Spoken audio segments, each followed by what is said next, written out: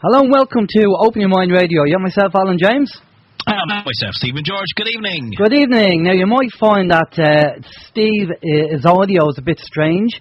Steve is actually calling in on Skype because he's not feeling too well. Oh, by the way, it is Sunday, the 3rd of February 2019, just to put the date in there. How are you feeling, Steve? It's just a tummy bug. There's a bug going around. It's been doing the rounds. Some people in the family have had it, and some people in work have had it. And, you know, I thought I had got away from it. And I was kind of priding myself on the fact that I hadn't actually succumbed to this, I think it's a 24-hour bug. But unfortunately, the bug had the last laugh. Okay, well, that's okay. It's understandable, trust me. We don't want it in the household here. So I think you're in a better place anyway, just to be on the safe side. So if Steve does disappear for a few minutes, don't worry. It's only temporary. He will be back. I will be back. Yeah, it is temporary. I'll be in a safe place. Don't worry. Good stuff. Okay, right. Our guest on the show tonight is a chap called Danny Searle. Danny has been on the show before. He was on with us last year. And so we're going to do a part 2 with Danny. But before we get on and talk about our bits and pieces, let's find out what the communication channels are. The communication channels are email info@oymireland.com, by phone 046 927 1212, and you can also contact us direct through the OYM chat room. There you go, folks. Steve, you want to finish off the communication channels there? Yes, I actually didn't hear those communication channels at all. But anyway, the communication channels, as Mary said, 04692711212. That is the magic phone number if you want to call into the show this evening from inside Ireland. If you're outside the Republic of Ireland, that number is going to be 003534692711212. We also have the chat room as well on the website there, which is OYMradio.com. On the chat room, you will see all the relevant links. As we do say every week, there's a link there for the YouTube channel, for the Skype, the anti-social media, Facebook, Twitter, and also MeWe as well. And the email address, info@OYMradio.com, if you want to drop us a note or an email during the show or during the week, just to let us know where you're listening from, if you enjoyed the show, or if you have any ideas for future guests. And we also monitor the chat room on People's Internet Radio as well. And a big hi to everyone logged in there. And just in relation to our own chat room, hi to everyone logged in there. But in order to access our room, you will need a username. You need kind of to register. It's best if you do that about 24 hours before the show, because some people have actually been sending us in registration requests like an hour before the show, and unfortunately they can't be entertained. So just do keep that in mind if you are trying to register for the chat room. Also on our own website there, you will see down the bottom the link for the Patreon. If you'd like to hit us up on Patreon and become a patron of the show, that is the link you need to click. And a big hi to everyone who's already clicked that link, and thanks for doing so. Brilliant stuff. Okay, Steve, you're going to kick us off with the first thing on the list. Yeah, so I'm going to kick us off, and the first thing on the list is a meme on Facebook during the week, and it says, should a woman go to prison for falsely accusing a man of rape or someone who makes false accusations? The majority of people agreed and said yes, as it is too easy to do this, and if there is no deterrent, a lot of people would do it, and probably have done it. I didn't actually see the meme in question, but I don't know, that's kind of, it's one of those things, you know. I mean, if a woman accuses a man of rape, it's generally kind of taken seriously, and the man is shown them, you know, all the spotlight is on the man, and he's a bad person. But the reverse is also true, and a lot of men have been raped by women. And I know people would probably sneer at that and laugh and say, "Oh, sure, didn't he have a good time?" But you know, it's also the reversal is true. But should someone go to prison I don't know, but we have heard cases before where people have accused people of rape, and the man was so traumatised by this upcoming court cases and all this, and his reputation ruined, probably lost his job, and some people have actually committed suicide. And when something like that happens, then yes, and then the woman comes forward and she says, I think maybe a custodial sentence would deter other people from maybe making false accusations. I have to agree with you there. I think there's too many women out there, in all honesty, that have cried rape, just to get back at somebody, or maybe they got their relationship broke up. I did see a video on Facebook there a while ago where there was two girls, and one girl was actually hitting herself with a hammer. And the whole idea behind it was that she was going to go to the police to say that her boyfriend beat her up. And she was there hitting her arm with the hammer, trying to bruise her arm. And her friend was laughing at her trying to do it. And, there are, obviously, there's men out there who are bad and beat up women and all that. We know about that. But this topic in itself, I do agree it's too easy for women to cry wolf. It could be jealousy, or, as I say, they could have split up in a relationship.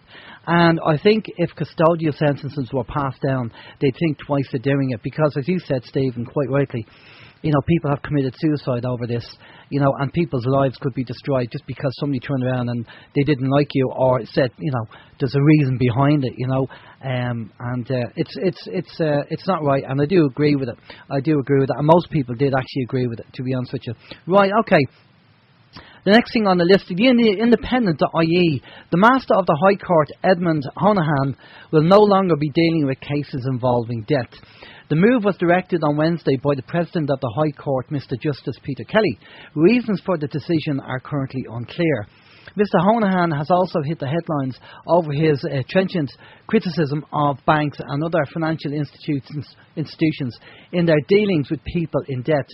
He helped write the Affordable Housing and Fair Mortgage Bill aimed at keeping people in their homes.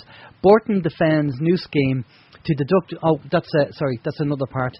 That's number 3. The Edmund Honohan issue that's going on now is very important. Edward Honohan is the Master of the High Court, and he keeps the solicitors in check. And if they have any dodgy paperwork, he kind of picks them up on it and gets the case adjourned for another time until the paperwork is sorted. So he is on the people's side. Now, the thing is, they pulled him off these cases, no longer dealing with cases involving debt. Now, number one, that has to tell you something about the power of the banks. If they can do that indirectly and get him pulled off from doing that. And also, we've said it before, nobody ever has won a case regarding securitisation on the banks. Ever. So that tells you in itself that the system is rigged, if nobody has ever won. There might be a few strikeouts and stuff like that, but I'm talking about an actual win. Nobody's actually won, and that's the concern. And now the one person in the court that can actually help the lay litigants when they go into court, they've taken them off these debt cases. There's something not right, and this is the desperation of the government and the banks and what they're doing. It's way out of order, and we have to be definitely does it. I know there's a petition going around Facebook at the moment regarding this, getting people to sign it. But whether a petition is going to work or not, I don't know. Steve? I don't believe. I've said it before on the show that, petitions are great. It gives kind of keyboard warriors a kind of a purpose and a meaning where they can log on, they can type in their email address, and they can kind of go, right, well, there we go, and it's great. If it gives you a feeling of that you've done something, well, that's fine. But unfortunately, I don't believe they really work. I've yet to see one. I could be wrong, of course. If someone can show us one that an online petition that actually did make a difference. But when you see the likes of that, this chap, Mr. Justice Peter Kelly, removing Edmund Honohan from his position, and as Alan said there, Edmund Honohan, I don't believe he was actually on the side of the people, but I do believe he was on the side of justice, whereby his position was to check over everything. And, we've often heard people use the expression dot the I's and cross the T's, because, that's obviously, double check and make sure all your paperwork is in order. And that's basically what he does. He makes sure each side's paperwork is in order. And the fact that he's now been removed from that role, it's open season. It really is open season. And as he said himself, he was actually interviewed there, I believe, this week I was actually surprised to see it on RTE. And he basically kind of said that, that he's there to kind of make sure everything is in check, so that you have all these repossession. And I think he even referred to them as possessions, and they are the possession orders, to make sure that everything is in order and above board. Because what's going to happen now? We all know what's going to happen. People are going to just go in with shoddy paperwork. The banks will go in with shoddy paperwork. It'll be kind of half-arsed put together, and he won't be there to oversee it. So it'll just go straight to the main court, and we're just going to look at more people being made homeless. That's what I think is going to happen. Exactly, unless something changes, but we'll just have to keep an eye on things. Okay. Yeah, we have John Borton. John Borton defends a new scheme to deduct water charges from wages and welfare. According to newstalk.com, the Taoiseach Joan Borton, she's defending the controversial new plans by government to deduct unpaid Irish water bills from wages and welfare payments. Ms Borton says the measure is long overdue because it will stop people from going to jail for unpaid bills. Opposition parties say the new rules will turn the government and other agencies like private landlords into pickpockets. But Ms Borton says the rules are designed to make sure that people who refuse to pay water bills or other utility bills cannot get away with it. So it's come back, and the people took to the streets, never mind online petitions, the people took to the streets in relation to this a couple of years back, and we kind of thought we'd beaten it, because we already pay for water. It's in there's a document that was up on the internet very, very recently, and it's been up there before, where it says that we're already paying for it in our general taxation. That's it, exactly. And now they're at it again. Double taxation, triple taxation. They're cutting. Look, we're seeing it during the week here about the nurses. They're cutting nurses' pay, and there's all sorts of protests going on and strike action with our nurses. While I think our Taoiseach Leo Varadkar, his earnings per year is the same as, I think it's 5 or 6 nurses. But I think they do a hell of a lot more work than he does. So, it's just, it's the government coming after us, and there's no one there to stop it. We really need to organise. And I'm sure you've seen it, Alan, before, where there was a picture a long time ago going around the internet of a big fish coming after a small fish, and then you see a big school of small fish coming after the big fish because they organised. And I think that's what we're going to have to do. The cases, or the time for keyboard warriors, it's long since passed. We need people on the streets. Well, we had 120,000 at the protest, as you know, Steve, because we were there. And it goes to show you, they don't care. They don't listen to the people. They just want the money, and that's what they're doing with the water charges, bringing it back. And you're right, it's in their taxation already. You wouldn't go to Tesco's and buy your shopping twice. And if they charge you twice, you'd ask the question. And this is what's happening. It's in our taxation. And of course, just to add to the ruins of what's going on, Simon Coveney says the Irish government are seeking legal advice in relation to imposing financial penalties on nurses who strike. Who votes for these idiots and these parasites in government? Seriously, who votes for them? Well, I tell you, if Mr. Coveney is looking for the legal advice, he only has to refer to the previous article there, Mr. Justice Kelly, who's removing Edmund Honohan. I'm sure Mr. Justice Kelly will be more than happy to give some great advice there to Mr. Coveney. Yeah, exactly. It's just madness, and it has to come to an end somewhere. This has to stop. These people, and I'll have to say, I'm still reading the book, A Perfect Holocaust by Chris Fogarty, and by God, this has repeated over and over again. I'm not talking over 100 years, I'm talking about over a few centuries, a few hundred years of this going on. That this is the same modus operandi that the elites do all the time, and they've been doing this for hundreds of years. And I have to say, the book is quite eye-opening of how they punished the Irish people over and over again with doing the same thing. And they're doing it again today. just a modern version of it. It's just unbelievable, and it has to stop. It really has to stop. Anyway, here's your week. Besides the obvious, obviously, you know. Yeah, well, no, it does have to stop. And I mean, like I said, the time for keyboard warriors is over. We have good people getting locked up for trying to help people. You have the likes of Ben Gilroy.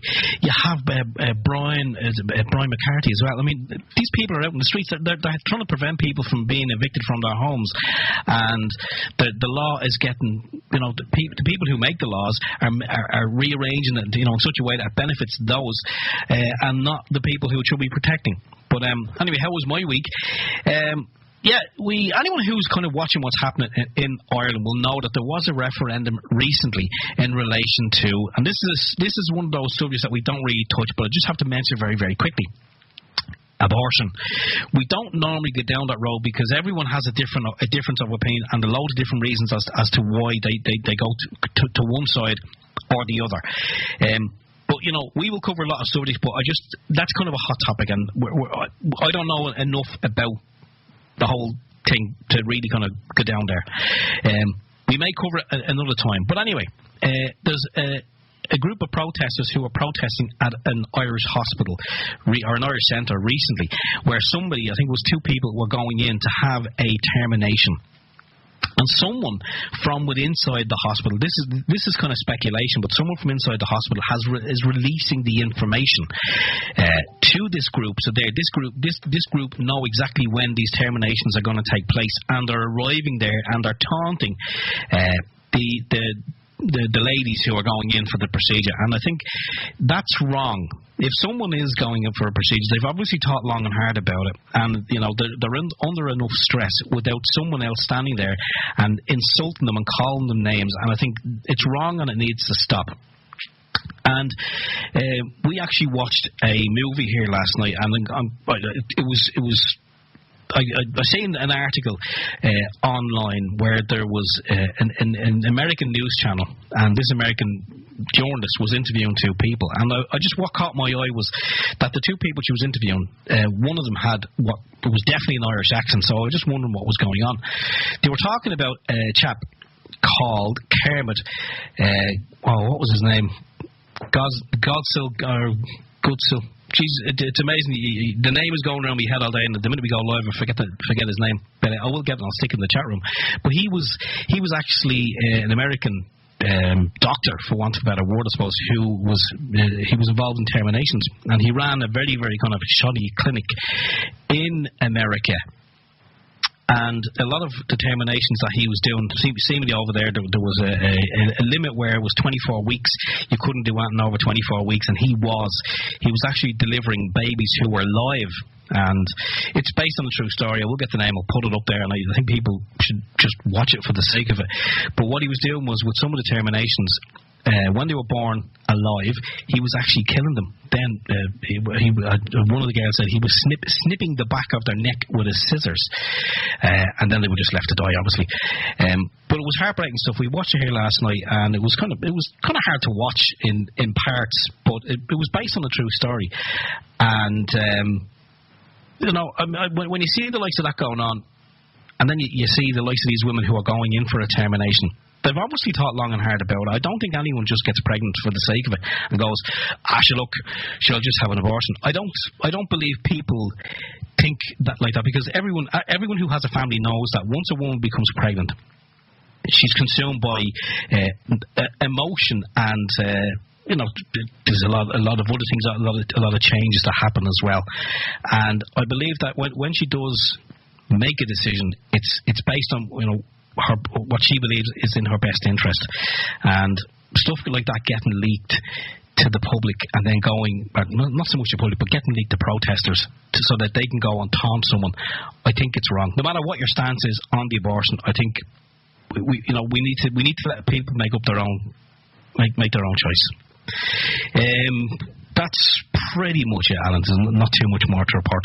Okay, no How worries. was your week? Yeah, not too bad. Well, again, there are subjects out there that are divide and conquer programs, and anything that divides the people down the middle, 50-50, or near enough that, are divide and conquer programs, and that's why we don't really go near them, because they're divide and conquer programs, you know. So, yeah, we try and avoid subjects like that when we can. Yeah, my week, before we bring Danny in, just a couple of things. They're talking about the whole Northern Ireland thing and the Brexit, and what we going to do with the hard border and all that kind of stuff. And somebody just made a point there during the week that something to think about. Switzerland is not in the EU, but they are surrounded by 4 EU countries with no hard borders: France, Italy, Austria, and Germany. So why are the EU making such an issue with Northern Ireland when Switzerland don't have borders? Now, apparently Switzerland is involved in something called the European Economic Area, EEA. And the EEA includes EU countries and also Iceland, Liechtenstein and Norway. It allows them to be part of EU's single market. Switzerland is neither an EU nor EEA member, but is part of the single market. This means Swiss nationals have the same rights to live and work in the UK as other EEA nationals. So why can't they do that with Northern Ireland? If there's such an issue, why are they talking about a border?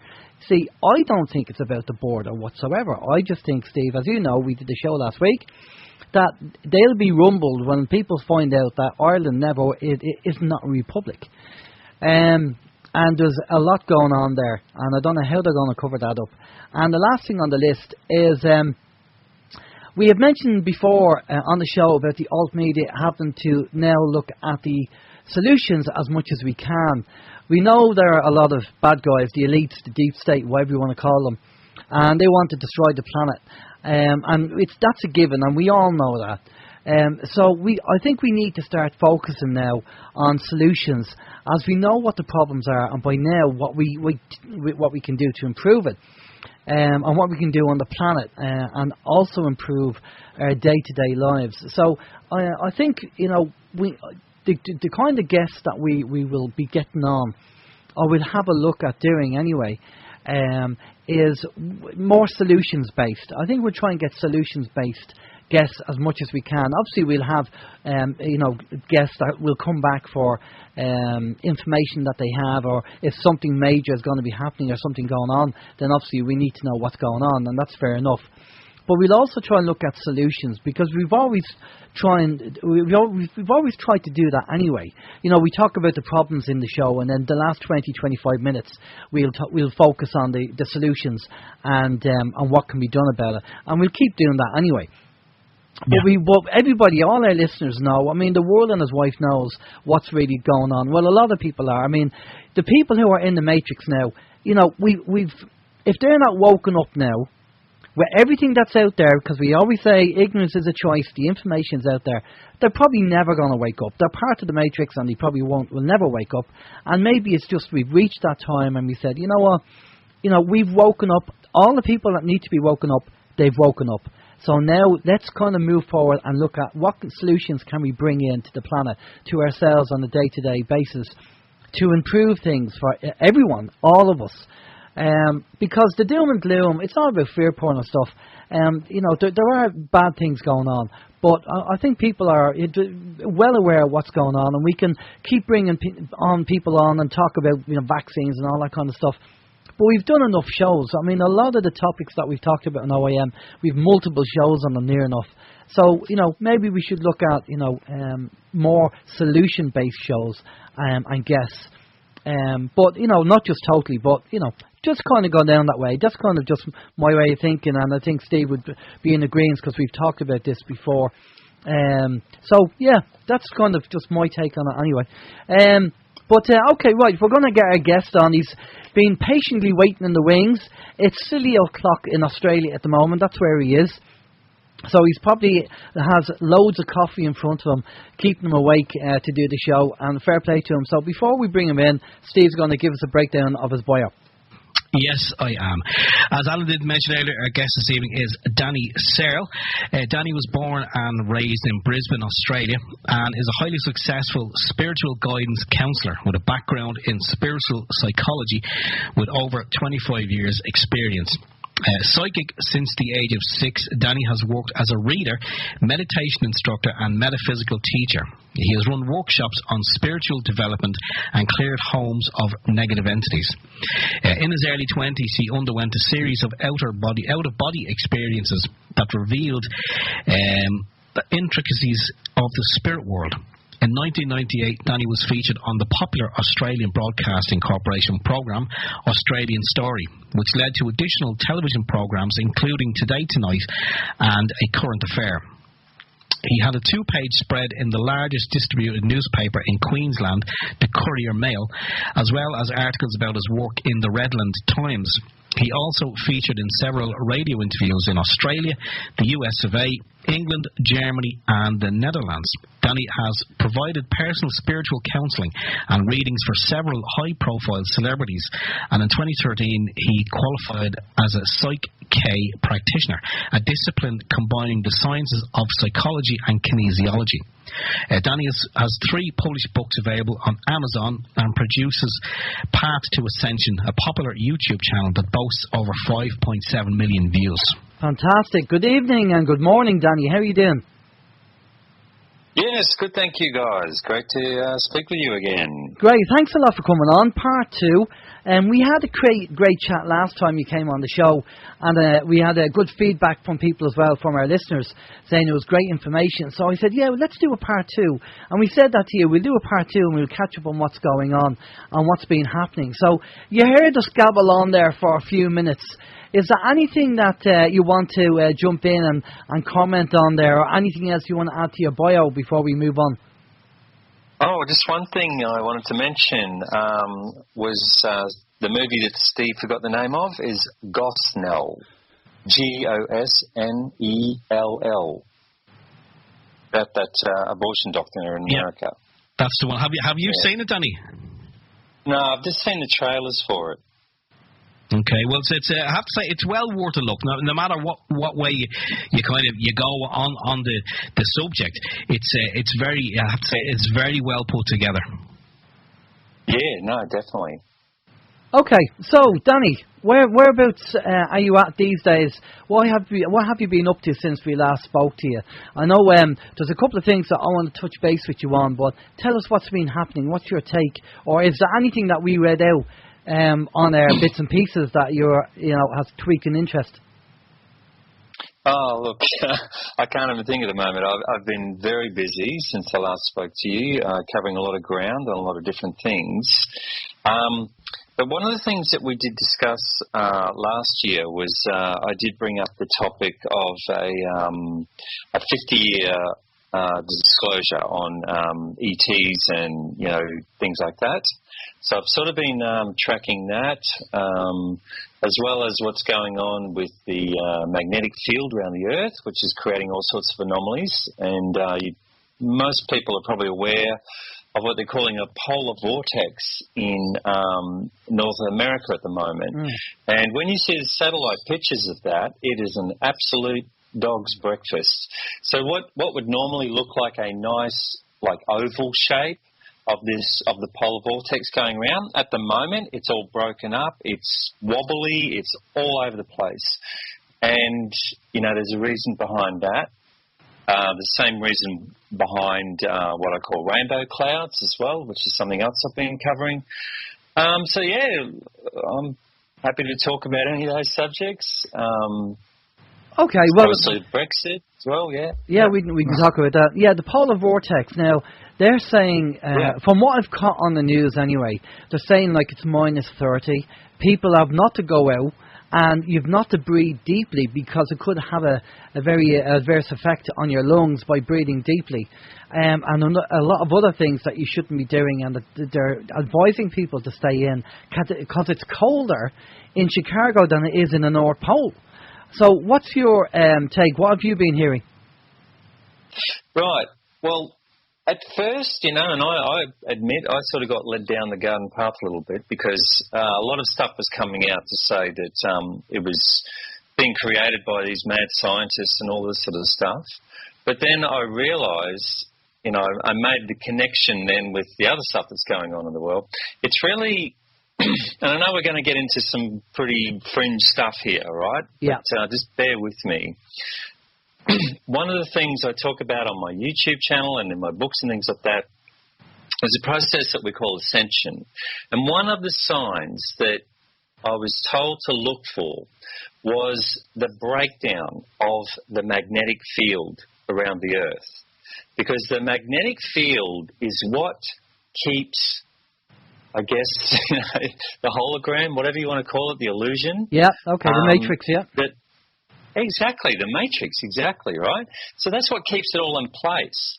So when we're coming into a time when that is starting to dissolve, it's starting to break down, that's that period now. And what does that mean for the future? Well, it's going to be good if you are a person that sort of resonates in a kindness sort of, mentality. You're good to people, you're honest. You just go about your daily life, that sort of thing. You're going to be fine. But if you're one of these globalists, these New World Order people, whatever you want to call them, they're the ones that are going to lose everything. They're going to lose everything they've built, everything they've lived for. So it's really a battle. I know it sounds dramatic, but it really is a battle now of light and dark. That's what we're heading into. And part of that, I guess, is what I'm trying to say is that, one of the signs that we have to look for, there's no dates, right? Don't get caught up with dates. When people say, oh, the world's going to end on the 23rd of June, no, it's not. The reason being, I won't go right into that, but the whole reason is, right, in the ether, in the universe, whatever, the 23rd of June only exists in one place, and that's on Earth. Nowhere else understands time. Time only exists here on Earth, right? So you go to Jupiter, they don't have 23rd of June. Anyway, I won't get caught up on that. But what we do have to look for is signs in the cosmos, right? Signs that are going on around us.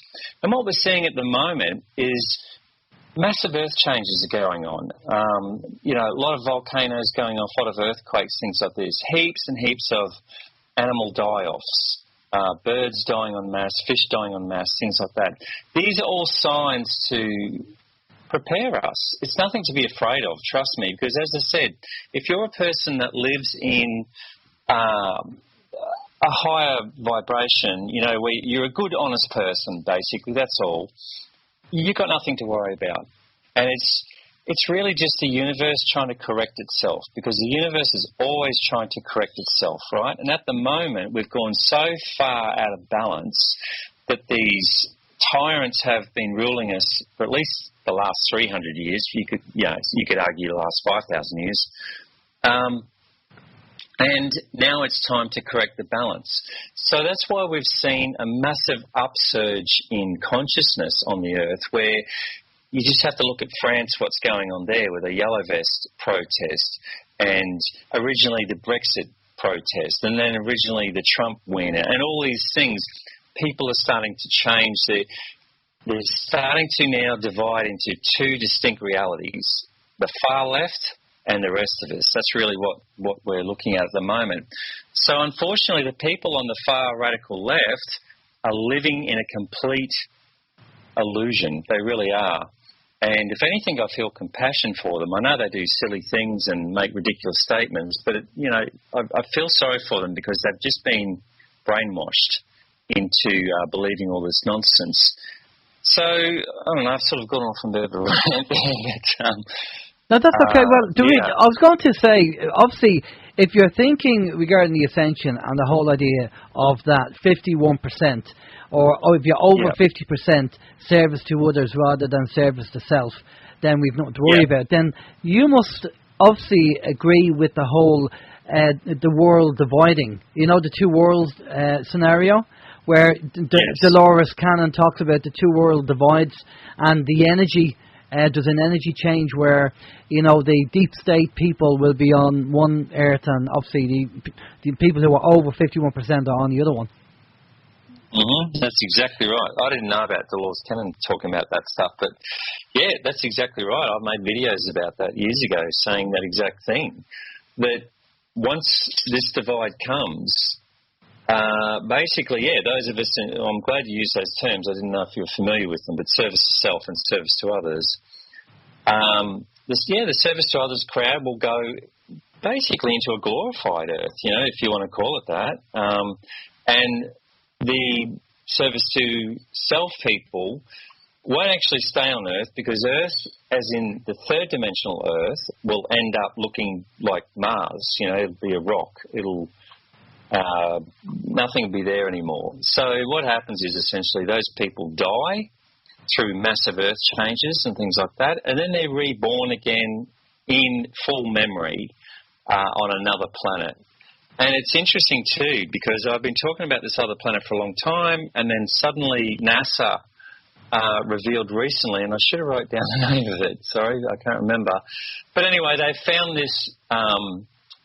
They're calling it the New Earth. It's about 4 light years away from here. It's not Gleisner, blah blah blah. It's a brand new one, and so it's exactly how I described it in one of my videos that I did. This other Earth. It's like an analogue of this Earth here, but without all the life. It doesn't have lots and lots of life and things like that, but it's got breathable air. It's got a yellow sun, which is very important. And then, so those people will be born with full memory. They'll know what happened to them, because that's very, very important that they do understand what happened to them, because that's how they learn. That's how they grow, right? And then once that happens, they'll go through a process of tutelage, if you want to call it that, being taught. And when they're ready, they will join the rest of us. So it's not like everyone, half is going to get left behind forever, because that's not going to happen. It's just that they're taking the long way around. Okay, the divide of the two Earths, people have this idea on the internet that, ascension is going to take place on, these crafts are going to come down and we're going to be taken on board and taken off the planet and all this stuff. And I kind of, originally a few years ago we heard this and we thought, that'd be nice, that'd be a great idea. But the more you kind of look into it, the more you kind of say and speak to people about it, you go, no, this is just a frequency change. We're not going anywhere. We're staying on the Earth. But there's an overlay of the old Earth and the new Earth coming in. And it's a frequency change. And what part of this frequency change, and I don't know whether our listeners have experienced this, but I've experienced this a few times, and it's been said to us that this is part and parcel of the actual change. When you go into a shop or you go somewhere, and people just completely, maybe it's just me, people completely ignore you, as if you're not there. That's just you, Alan. That's just me. It must be my aftershave, Happens to me. Yeah? Happens to me. Yeah. Yeah, and it happened, actually, Steve, on the night of your daughter's party. Yeah. When I went up to get a drink to the bar, and there was a chap standing beside me. I mean, literally, he's only about 4 feet away. She just completely went to him as if I wasn't even standing there. She didn't even look at me, who's first, or what would you like, what do you like. She just purely went to him as if I wasn't even there. He must have been a regular, Alan. You're not regular enough. I'll have to have a talk with her. But this has happened a couple of times when I've been in a shop and I've been shopping. And it's just like you're not there. And you just think, well, if this is true, that we're actually vibrating on a different frequency and this happens, it's a bit strange. But you're saying it happened to you, Danny? Oh, it's happened many times, many times. I joke and tell people I'm the invisible man. If I go down to the local supermarket and things like that, people almost walk into me. They just don't see me. It's as simple as that. Other things I've experienced, and no, I'm not mental, but I have literally put, for example, you put your car keys on the table. I come back 10 minutes later, they're not there. And I'm like, what did I do with them? What did I do with them? I run around the house trying to find them. I sort of give up. and then go and do something else, and then I come back, they're there again. They're back on the table again. And it's not because I'm, going blind or I'm going mental. It's because we're shifting in and out of the fourth and third dimensions. That's what's happening at the moment. Okay, well, that would explain it. Steve, have you had this happen to you? When you say have I heard it happen, have I had it happen where people have ignored me, like I wasn't there? Yes, I have had that, and I mean I just kind of would have dismissed it and put it down to people just being rude. But as in for like putting stuff in a certain place and having it not be there. You've seen my lovely tidy desk here, Alan. Yeah. I don't know what you're laughing at. But it's one of those things where I know where everything is. It looks like chaos to some people, but I know where everything is, and I can put my hand on certain things. And yes, it happened only last week, because if you remember, we had a chat on Skype, and you were talking to me about a light bulb, one of these light bulbs that changes colour. Yeah. And I had one here because I got one for one of the children, and it wasn't bright enough, and it was on my desk. And I said to you, we were discussing it over Skype, and I said, yeah, like this. And I put my hand to where the bulb was, and it wasn't there. And it hasn't reappeared, and it's nowhere else. No one else touched it. It was left there on the desk. So yeah, I have experienced that as well. So if anyone in higher realms knows where that bulb is, please let me know. Call Steve. And it is funny, and a lot of people are, as I say, some people are convinced. Maybe it's the whole rapture thing. I don't know, but maybe they're convinced that this is going to happen, where these crafts are going to come down. But no, it's just a frequency change. And a lot of people, when you look on the internet, and people being honest about their experiences. I'm not talking about the some people that are kind of off the planet on some things they say. I'm not saying they're not true, but obviously you need to get the evidence. But the simple things like that, you can kind of go, that's really strange. And I'm sure our listeners, we have the two chat rooms here. Steve, I don't know whether anybody's saying that they've experienced that on the chat rooms. I don't know whether you have had a chance to look at it there, but they are, yeah. Jonas, I think a lot of people have actually said that they've experienced it. Yeah, my own wife, she's always losing stuff. Joan was just talking about a tidy desk, and hers is off the record with worksheets and the rest. Yeah, if anyone else has any information in relation to losing stuff, what you think it may be, people ignoring it, just drop it on the chat, and we'll certainly read it out. Definitely. So it'd be good to know. But yeah, Dolores Cannon talked about these the two Earths and the merging, and we've talked to guests about this as well. And that's interesting, and a lot of things are happening. So what else is on your radar, Danny, that you've been looking at? Oh, yeah, now you caught me off guard again. Okay. Do you want to talk about the 50 years? Basically, I just wanted to say that, yeah, don't expect like mass UFOs or aliens or guides or angels, whatever. They're not going to come down and save us. It's all up to us. Yeah, right? Totally. Yeah. Because what's the point? What's the point of doing an exam if the teacher gives you the answers? Right? You have to come up with it yourself. And that's what it's all about at the moment. And a lot of people are doing it tough. A lot of people are struggling, especially financially and things like that all around the world. That's because we're in the last grasp of this material world that we're in. And, so the dark side are like a caged animal at the moment. They're thrashing around, and they're snapping and biting, and they're trying everything to try and maintain the status quo, but it's all fading away quickly.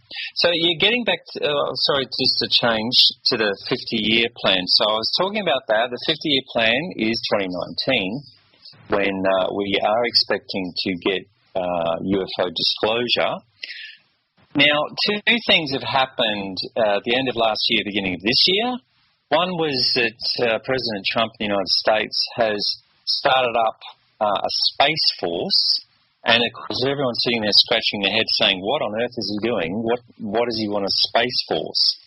Now, to me it's obvious, because if you were expecting guests from another country, let's say, you were going to have German guests coming, you'd want someone that could speak German, that knew how to cook German food, that, understood their culture, who was totally prepared to, welcome the German people into your house, right? Well, that's what Trump's doing. He's creating a space force where he's going to have all these experts in the different fields, physics, astrophysics, et cetera, and he's going to have them all ready to go as soon as the ETs come. And then the next thing that came a few months later was Harry Reid, who's a Democrat. He's not even like a Trump fan, but he's come out now and he's put forward a proposal to get Congress to sign off a bill, like a law, that would allow military people, as well as police and all that sort of stuff, to come forward without prosecution with their UFO stories.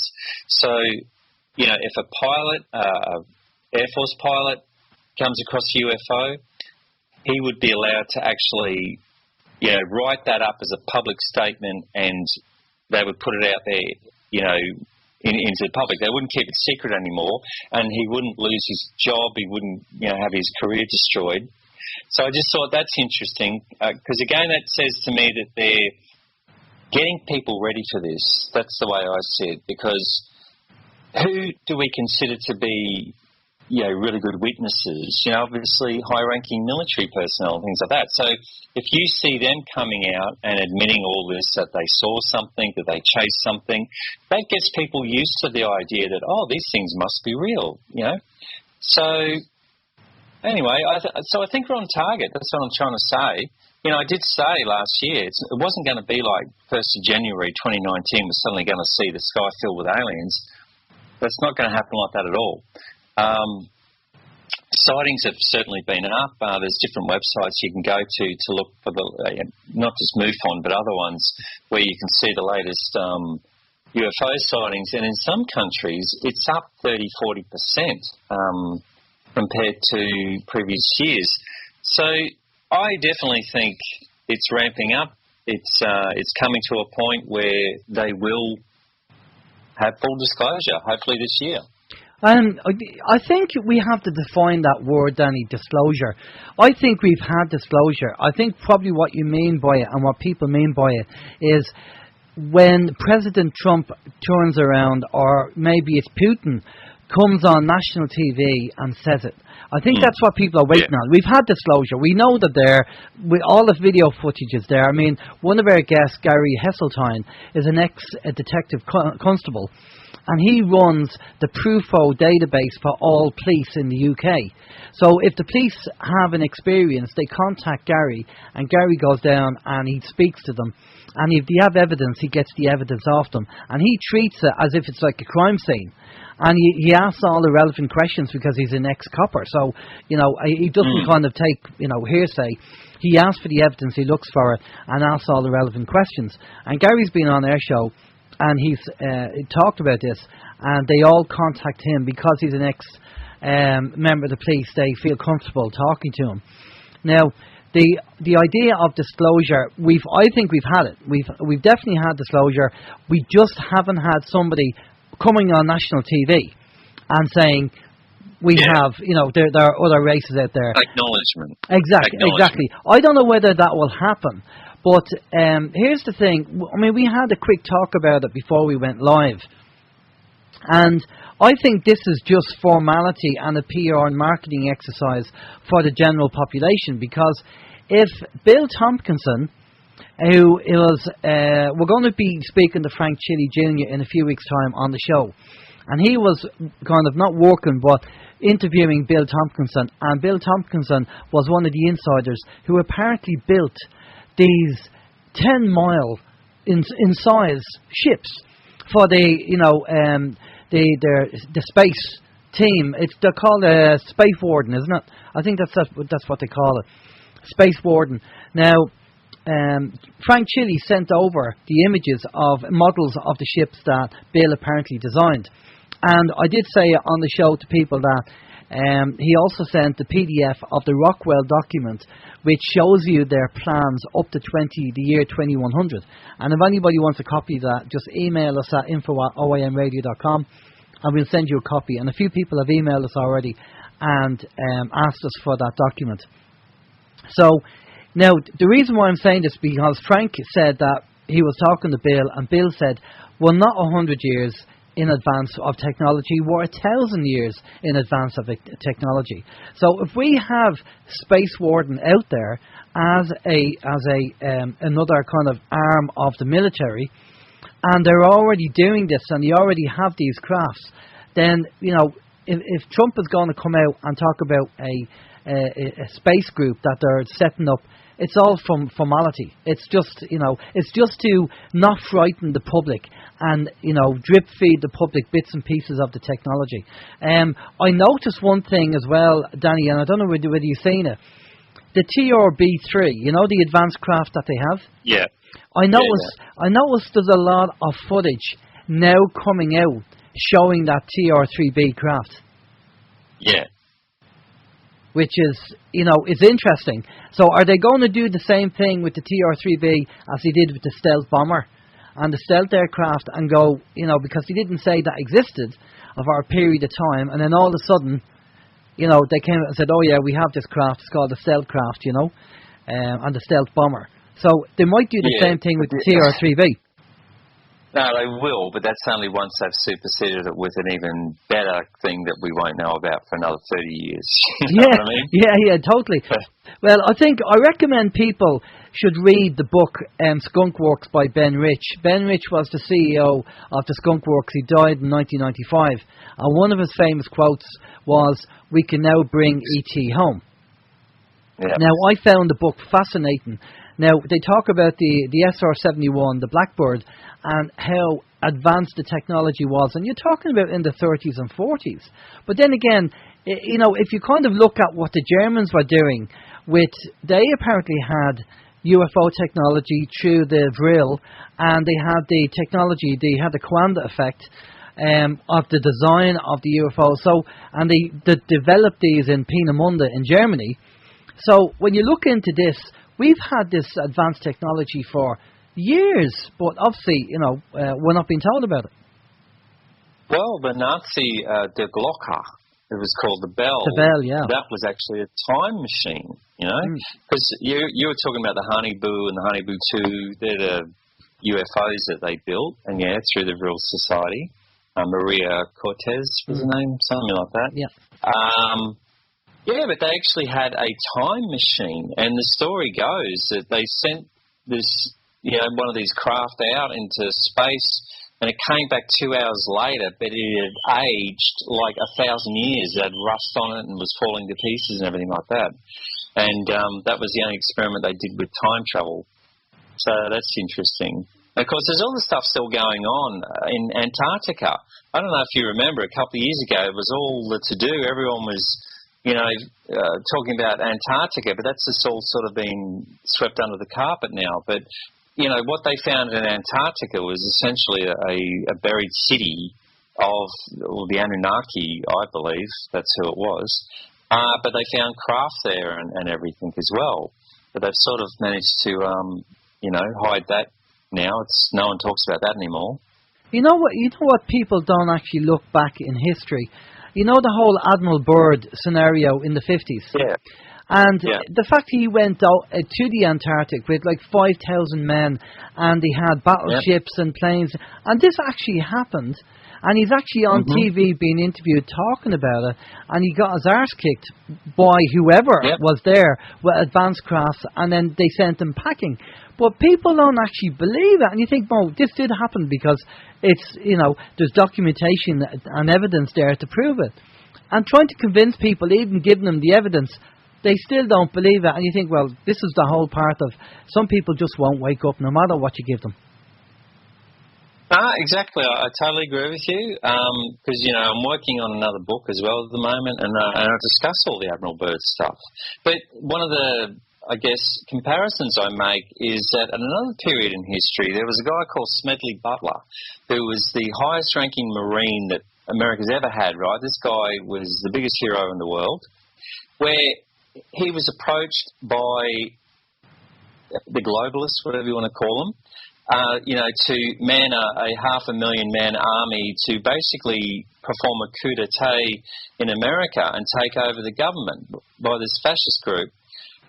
And he played along with them, but then, you know, once he had all the information, he went public with it. And that video is available on YouTube, you can see it, of Smedley Butler actually saying, telling that story I just told you.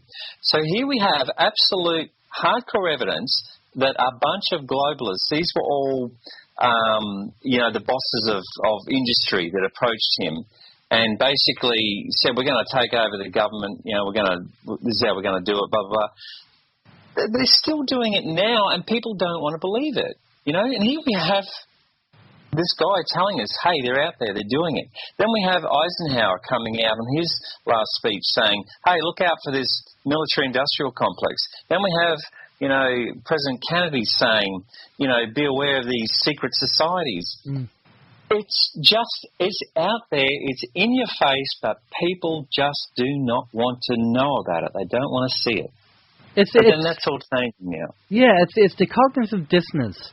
Because their world will change, their perception of the world and the belief system will change, and they don't want it to change. So it's better to deny it rather than to accept it, because then if they accept it, what else do they have to kind of, open the mind to? And we come across this all the time. I mean, the talk that we did at the conference is all about the psychology of how the mind works anyway. But it brings me into talking about the situation with Trump. I mean, Steve, do you have anything that you want to add there regarding what we've just been talking about? Well, I'll just say in relation to the cognitive dissonance, just very quickly, that a lot of people, as we already know, they won't believe it. You can give them one piece of information, and if it's something that's kind of out there, if they believe it, then they may have to follow suit. They may have to believe other stuff, or at least question other things as well. And a lot of people aren't prepared to do that. So therefore, it's just as easy to dismiss everything and hang labels on us and call us, silly names like conspiracy theorists, etc. I just want to say very quickly in relation to disclosure. We mentioned disclosure earlier. And you reckon, Alan, that we've already had disclosure. Now, some people don't believe that we have, and I'm just interested to see what you think of this one. And also Danny as well. Chris just said earlier, he said, we never got disclosure because we can't handle the truth. Now, I mean, what do you think? I mean, do you think we have had disclosure, or do you think we haven't had? What level of disclosure, if we have, do you think that we have? Because obviously we haven't had complete disclosure. Danny? Yeah, look, it's not a simple answer, yes or no, because for some people, obviously, are more open-minded, who are more willing to accept change. To them, disclosure has happened. But for the narrow-minded people, the hardwired people, no, disclosure. To them, it's just a bunch of silly movies. It's just, silly TV shows, things like that. It's just all Hollywood, that's all it is. Then you get to the fundamentalist Christians that believe that they're demons, So there is no yes, no answer. It's everyone sort of is coming to terms with it at their own pace and at their own level. So I think from our point of view, yes, we've had disclosure, just not acknowledgement. But I can understand when people say, oh, there's no disclosure. It's just where they're at. Yeah. I think there's enough evidence out there to prove that there's definitely something going on. And I like the comment that was made. There was a guy doing a talk, maybe a MUFON talk, and he was talking about UFOs and everything else, and somebody in the audience stood up and goes, where is the evidence? And the guy turned around and he said, we have a 40-foot truck out there, where do you want us to park it? As if to say, we've enough evidence in that truck to show you what's there. I mean, people are saying, where's the evidence? Well, I'm getting to the stage now, I don't know about you, Danny, or Steve, but I'm not wasting my time anymore educating people. When they say, where's the evidence? I kind of say, well, go and do your own research. Why should I do it for you? Yeah. I said, I'm not going to convince you. I don't technically care whether you believe me or not. It doesn't bother me in the slightest. And if you want to carry on not believing it, that's fine with me. I don't have a problem with that. But if you want to find out, then go and do the research. I'm not here to teach you. I will point you in, might give you a couple of websites and stuff, but I'm not going to do it for you. I can show you where the door is, but you have to open the door and walk through it. Okay, that's Actually, yeah. really It's sums just it sort up. of something, though, I wanted to change gears, yeah. Yeah. Sorry? Well, I was going to say about all this stuff that we're talking about is going to be completely irrelevant if the globalists get their way. And what I'm talking about is 5G. And I'm sure you're familiar with the 5G technology because they're very close now to rolling it out. I won't go into the whole ins and outs of it, but look, all I'll say is 5G is equivalent to sticking your head into a microwave oven and turning it on high. If you want to understand the science behind it, the technology, there's a doctor, he's an English doctor, is it Downing, something like that. He does some fantastic talks on YouTube. He's a medical doctor and he explains what 5G does. Basically, that's like the last piece of the puzzle from the globalist point of view. That's what they want to implement. And, you know, and it goes into the Chinese social score. It goes into Project Bluebeam. It's like it fills in all the gaps in the puzzle. So that is what I meant to say earlier is very much on my radar at the moment.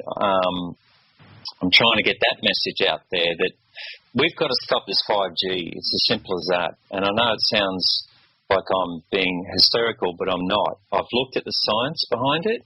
I understand what it does. And that, if we let this 5G come in, forget everything else because it's all over.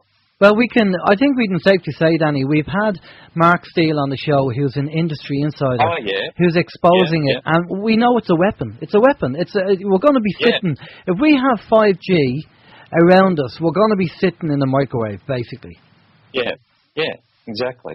You know, so here in Australia, they're starting to put these little boxes on the telephone poles as boosters, relay stations sort of thing, and, you know, it's just, I can't believe it. Yeah, exactly, and this is where we're trying to educate people as well by doing shows, getting the experts on. Now, we have a village down in Dingle that's going to be an experimentation for 5G, and we've said it before, it's up to the people down there to stop that from happening because they're rolling it out in a big way in the UK. I know Mark and people around him and other people are trying to stop, and he's challenging the 5G in court. Because we all know what it's about. I mean, even the whole idea of Wi-Fi, mobile phones, we've been going on about that for years. But now with 5G, because it's not even on 5G, it's up at like 300G or something like a gigahertz or something ridiculous frequency. And don't forget the satellites as well. That's it, exactly. Let's talk about putting it was 20,000 satellites up there as well, all going to be beaming 5G across the world. And that's why, as you said earlier, Danny, you know, the humans created the mess, so it's up to us to tidy it up. Nobody's going to be coming down to save us and be our saviour. No. It's their mess. We have to clean it up. Yeah, exactly. But I do want to leave people on a good note, and that is another technology called Thorium. Thorium. And Thorium, if we can make it through this year, which I think we will, thorium is the future of energy. It's not free energy, but what it is, it's dirt cheap energy. So to give you an idea, a softball, you know, like a tennis ball, softball size of thorium is enough to power a city the size of Dublin for about 300 years. Wow. Right? This stuff is all over the place. And here in Australia, it's very plentiful. They actually chuck it in the tailings when they're going after uranium. It sits above uranium, and they just toss it to one side because they didn't have a use for it. I won't go into the whole ins and outs of it, but you know now we know what it can do. So China and India, as we speak, they're building thorium plants, prototypes. To test the theory. Now, it is part of, it's radioactive, but it's not like uranium. You know, uranium's dangerous, and you get, radiation waste and meltdowns and all that. You can't do that with thorium. Thorium is impossible to have a meltdown, and it burns at about 98% proficient. So what's left, they can just incinerate, and it's not radioactive. So, it's not like uranium. So just people will try and tell you, it's radioactive, it's nuclear. It is, but it's 2 points off on the periodic table to uranium. So it doesn't have the same nasty effects. So it's clean. It's widely available, and once they get these plants up and running, it's going to be a game changer. And this, to me, is the stopgap between free energy and the oil industry. So what we have to focus on, I guess, is don't let the oil industry bury it. I think the genie's out of the bottle, to be honest, because, as I said, they're building plants now. But that is going to be a massive game changer. So that's one positive thing that we can look forward to. So, in your spare time, look up Thorium. You'll see sites and videos trying to debunk it. Don't listen to it. I can tell you, I have studied the science once again behind it. It's sound. It's absolutely the way forward. That's the way forward for our energy needs. Excellent. Well, before we go off to the questions, I'd just like to throw in that Elon Musk is actually releasing all his patents from Tesla to the general public. He felt that the whole idea of protecting patents was restricting the development of society. So he actually agrees with open source now, and he's releasing all his Tesla patents for free and won't be suing anybody if they take them and run with them. And he's just mentioned that there the last couple of days. So that's a step in the right direction. Steve, do you want to go out to the questions there? We have questions for Danny. We do. We've questions and we've got comments as well.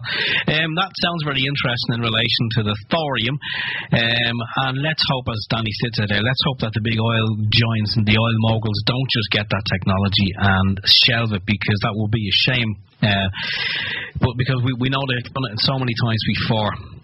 Just very interesting as well, Alan, you mentioned the TRB3, and I just found some information on the World Wide Web. They're saying the TRB3s are tracking targeted individuals. Now, how true is that? I don't know, but I just thought it was an interesting little sentence to read.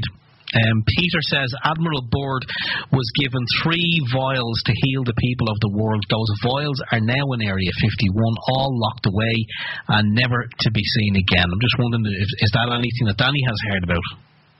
No, I've never heard of that before. No, I haven't heard of it either. So I mean, I don't know if there's any credence to what Peter says. I'm sure Peter probably got it from a good source.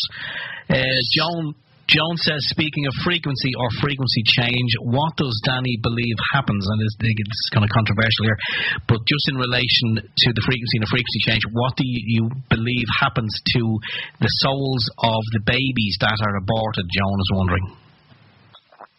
Right. Souls of babies that are aborted, and we're getting into a whole other area here. Basically, they volunteered or they've chosen to come in for that experience, because normally it has to do with something with the mother, okay, or the father as well. And you have to understand the law of karma. So it could have been as well that that mother, and if you believe in previous lives and things like that, that she may have been abandoned. It's a complex issue, but they do have a soul, they do have consciousness, but generally they're older souls, and they volunteer basically because they're helping that mother learn a particular lesson. And what that lesson is, there's no one lesson, it's all sorts of things, but essentially that's it. As far as ascension goes, if you're talking about that, again, we've got a whole massive influx of new children coming through now that we call crystal children. I was dubious about these crystal children until I met one. I was introduced to one in real life. The parents brought her around, and I was a believer. I was just blown away. I was like, holy moly. So these are really, really old souls that are coming through now, because they are going to be the future leaders of the new earth that we're talking about, right? So they're coming through now. to be the new leaders. I think So, they does that say, make sense? yeah, I think from the year 2000 onwards, the kids that are born already have the DNA that we don't have. Yes, exactly. Well, that's what I call them human version 2.0, basically. Yeah. Steve? Yeah. Yeah, okay, that's interesting. Peter was just when we spoke about people not being able to see it and kind of ignore you. Peter did say earlier on that he thinks a low frequency person can't see anyone at higher frequencies. Maybe that's quite possible. We don't know. And that would make sense. I'd agree with that. Yeah. Yeah, and Chris... Oh, I do. I totally believe it. Yeah, Chris is just wondering in relation to the 5G, Danny, have you heard that 5G can open portals and that can possibly allow demonic entities into this reality? I haven't heard that 5G does it, but I certainly know at the CERN Institute they've opened a portal up in the CERN Institute. Technology on the material plane doesn't relate to the metaphysical world, if you know what I mean. You can't use technology here like 5G. 5G uses waves or frequencies, like a microwave, to cause effect on the third dimension where we are now. It couldn't do that, to create a wormhole or, a vortex or anything like that. Because what you're doing is you're ripping the veil between the third dimension and the fourth dimension. And I'm just basically trying to say you can't have a machine to do that. You have to use other means, and they use metaphysical means to do it. So that's why I have these rituals and sacrifices and all this sort of stuff. That's what that's all about. Okay. So basically then, this 5G, you reckon it will be kind of useless to do this kind of stuff? Yeah, I believe so. Only because, you have to understand the physics behind it, and the physics behind it doesn't allow it to go to a higher frequency. The higher frequencies being the fourth dimension.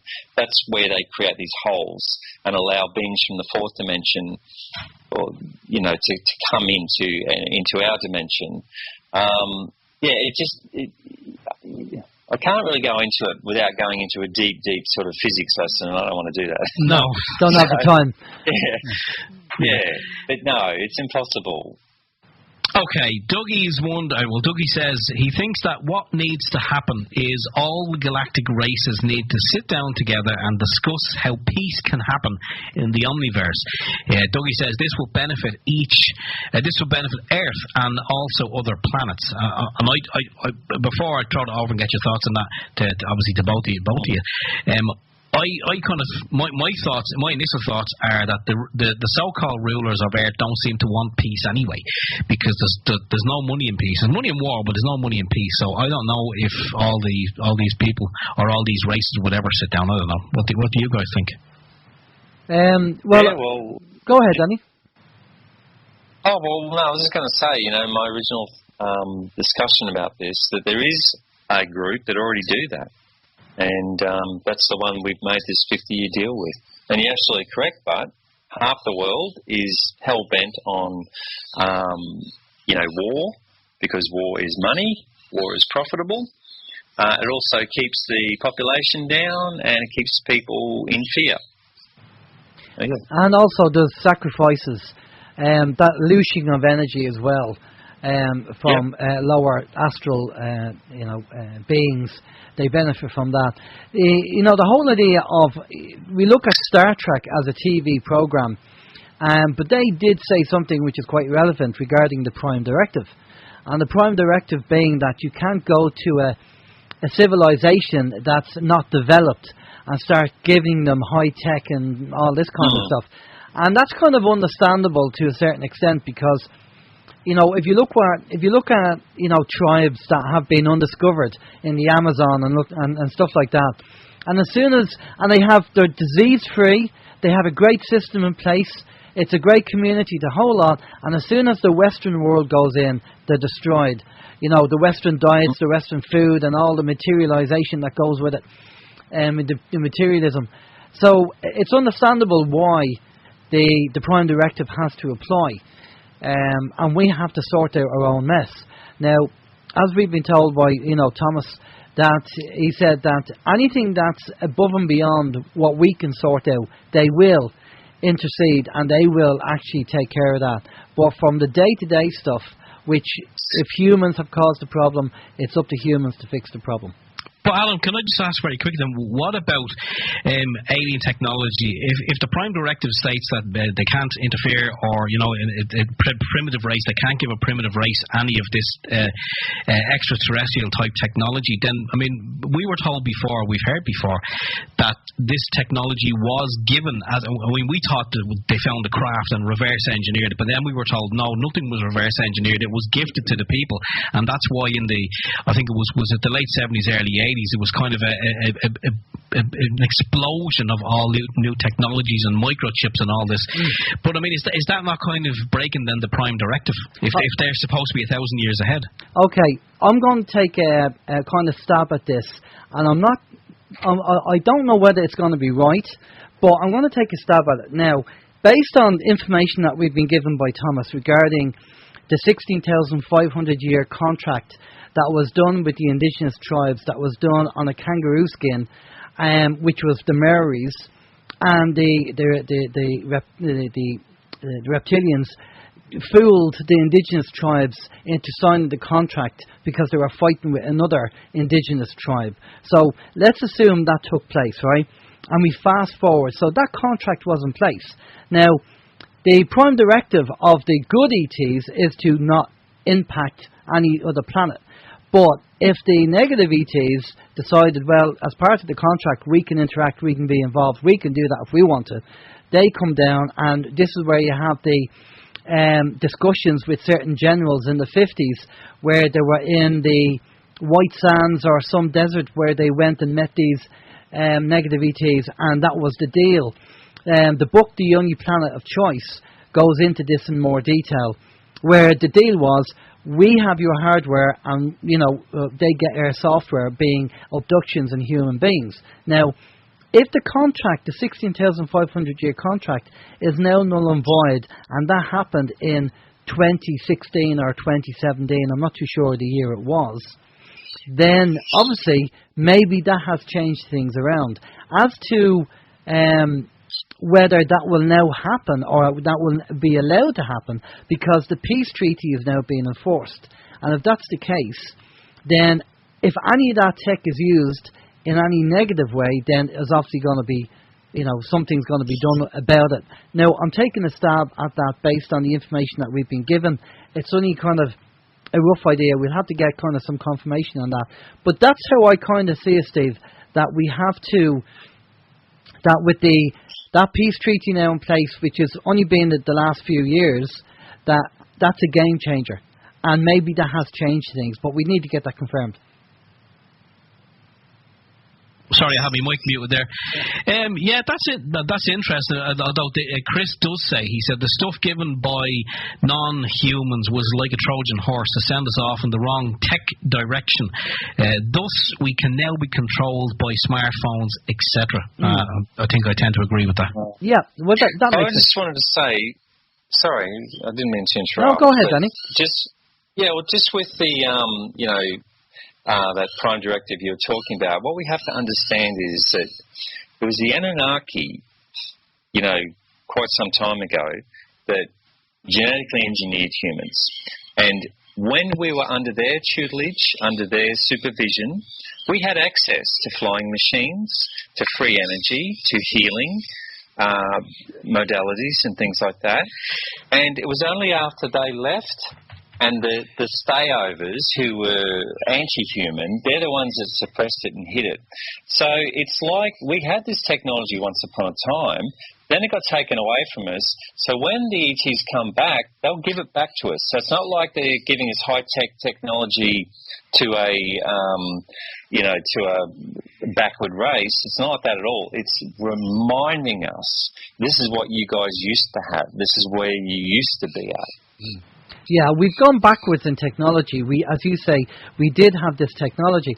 And if you think about it, if Bill Tompkinson is correct and we're 1,000 years ahead and they're already building crafts for space warden which are 10 miles in size, then we have this tech already. I mean, one of the things that was said is anything that we can think of has been built, designed, invented.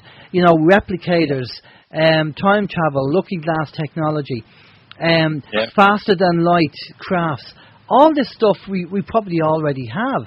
But obviously, it's buried in such a black project that we just probably won't see it for a long time. Unless, you know, maybe this is the year, or maybe the next few years we'll see it. And this is what I was going to say to you, Danny, just ask your take on how do you see things with Trump and what's going on at the moment over in the US?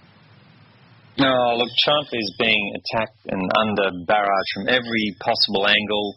Even within his own cabinet, he's got all these backstabbing, people. I'm really feeling for him at the moment. He's trying very difficult. One of the things that people keep saying to me is, why hasn't he done all these arrests? Why hasn't he done this? Why hasn't he done that? And I keep saying, look, we're talking about the cabal, the New World Order people. They've been embedded for at least the last 50 years. I would argue a lot longer than that. Yeah. So you can't expect him to fix everything within the first 2 years of his presidency, especially when he's got the mainstream media against him and everyone else is against him. He's fighting an uphill battle. He's still on target as far as I'm concerned. He hasn't wavered. I'm looking forward to his State of the Union speech in a couple of days. That hopefully he's going to reveal some new information. Ruth Bader Ginsburg, whatever her name is, I don't believe she's alive anymore. I think they're keeping her on ice, trying to figure out until, I don't know if you saw that the thing came out where they're advertising on Craigslist for a RGB lookalike. So I wouldn't be surprised if they trot out some clone or lookalike of Ruth Bader Ginsburg, just to so Trump can't get another pick for the Supreme Court. Yeah. Every day there's something going on over there. It can become overwhelming, to be honest. But I just sort of sit back and just let it all play out. I remember too, and I don't want to upset anyone, but I've got to say it. Last time one of your listeners asked me about Q, and earlier this year I did a specific look at Q, in-depth look at Q, and I used psychology and I used military intel, which I've got a background in both those things, and I applied that to a bunch of Q posts in January, I think it was, and I now have absolutely no doubt in my mind whatsoever. I know it's going to upset people, but I'm sorry. Q is a PSYOP. I'm pretty sure it's probably a PSYOP that's been conducted by the Brennan Clapper, hangovers, people that were loyal to Brennan and Clapper, Comey and Mueller. I think that's who's conducting it. And it's, I give the breakdown. I've created Facebook notes. If you go to my Facebook page and go to my notes, you'll see what I've done. And I've done it very astutely where, I've covered everything. From an unbiased point of view too, because I was open-minded about it.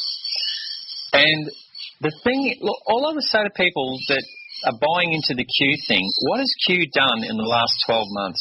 All the promises he's made, not one of them has come to pass. He said trust Sessions. Sessions got fired.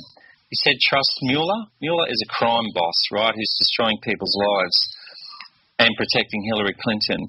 He said Howowitz, whatever his name is, the IG, was going to come to town on the 5th of December and kick ass.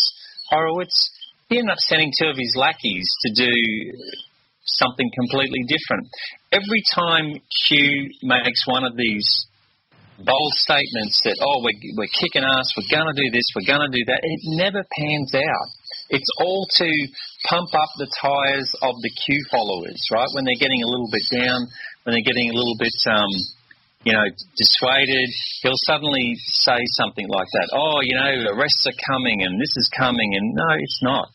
I don't think Trump can actually arrest anyone or do anything, including the Pfizer, until Mueller finishes what he's doing.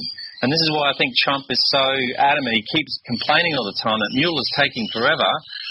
Hurry up, Mueller. And that's why, because if Trump was to release the Pfizer document or arrest anyone, they're going to all say, you're just doing that, to put off the Mueller probe, to a conflict of interest and all this sort of business, right? So I think Trump is trying to wait for Mueller to finish. Once Mueller's finished, then he can come out. Then he can come out with the Pfizer and the arrests and all this sort of stuff. So, people just need to be patient. And I'm sorry if I've hurt anyone's feelings over the Q thing, but I've done my homework on that. I really have. I put a lot of time and effort into it, and that was my final analysis. It's a psyop.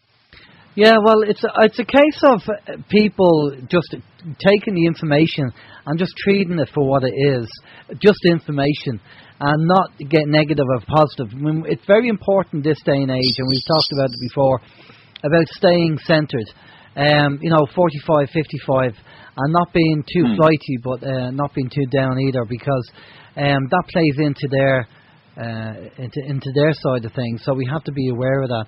I see people talking about Q, and it's a passing interest, just to see what's being said, but I don't really take it as gospel. And I think you're right. I think the other thing is that with Trump is that if he does declare a state of emergency and martial law, he will have full control, because the law changes straight away. So that might be something, that might be the ace up his card, up his sleeve, where he does that, and then he will have complete control and he can dictate what needs to be done. So that might be something that he might be thinking about if things start getting a bit ropey. Now, he won't bring in martial law, but he won't. That like would a soft, suicide. a soft martial law. It won't be, it won't be too hard. But yeah, like a soft martial law, if he needs to bring that in. As you say, he's under major attack at the moment, and they've tried to take him out a number of times. I'm not even sure whether he can fly these days, because and it's very difficult, because didn't they launch 2 rockets to try and take out Air Force One last year? Yeah, from a submarine. And then you had that latest attempt on his life with that Taleb guy. So basically, that's why Nancy Pelosi said, it won't be secure. You won't be secure because of the government shutdown.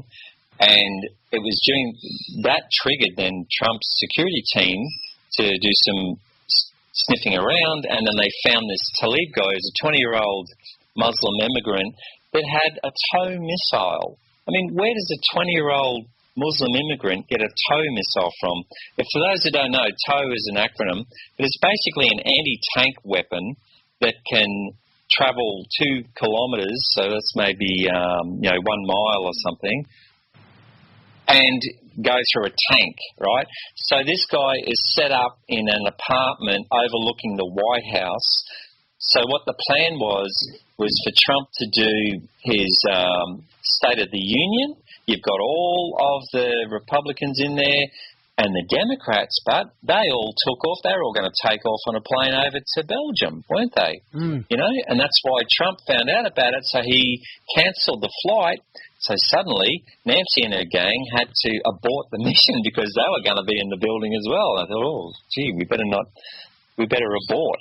And then, of course, they found this guy and they've arrested him and stuff. So that was like a couple of weeks ago. So that was the latest attempt I've had on his life. And, of course, I posted up, and you've probably seen it there, Danny, the actual Boston Herald had a picture of Pelosi on it saying, Madam President. The arrogance of her to do that. Yeah. Well, that's why, because they thought they were going to take Trump and Pence out. She would have been president. She was going to appoint Hillary Clinton as the vice president, and then after 12 months, Nancy was going to retire and then install Hillary as Madam President. That was the plan. That came out from Roger Stone about, I don't know, a few weeks ago, and then suddenly he gets arrested with a SWAT team. It's unbelievable. It is unbelievable. Steve, you anything you want to add there?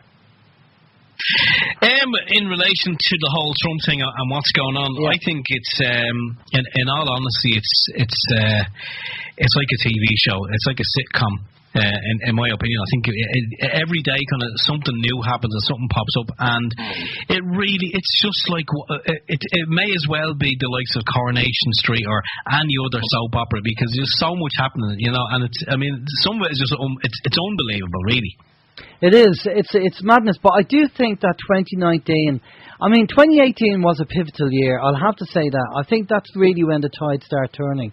And I think 2019 is going to be another year. And if Trump doesn't manage to do what needs to be done, then we may kiss everything goodbye, because, if the deep state get what they want and the 5G is rolled out and they do manage to take Trump out, etc., etc., I just think that 2019, we're going to have to just keep an eye on things. Now, it's funny that, I have a calendar, and we are a month down already in 2019. January is gone, we're in February, and, maybe things will start escalating. What do you think, Danny? I definitely think, I made these comments before with other people, that we're really, the analogy I use, sorry, is that we're now in the labour, as in women having a baby, we're in the labour pain stage of it. The birthing stage of it. 2017 was the labour pains. Now we're actually in the birthing process, and then 2020 will be the final release. That'll be the birth of the child.